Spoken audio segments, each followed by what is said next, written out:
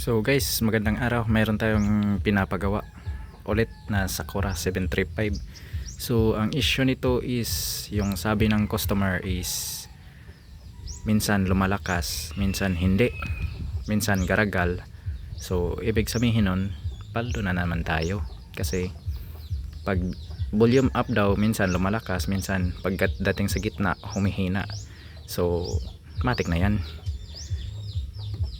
So isa pang tips guys, lahat ng moving na mga parts, yun talaga yung madaling masira pagdating sa amplifier.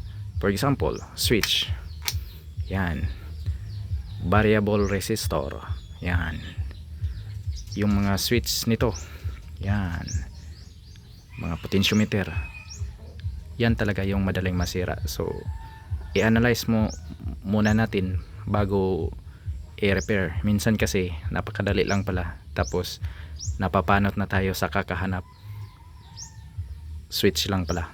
Thank you.